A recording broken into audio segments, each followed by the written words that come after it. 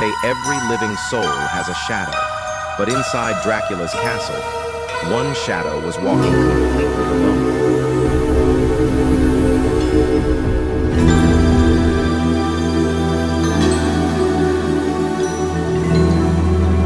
Then something impossible happened. The shadow stopped and slowly divided into two, as if something inside the darkness had awakened. At the center of it all, Dracula never moved. He simply watched as every shadow obeyed his silent command.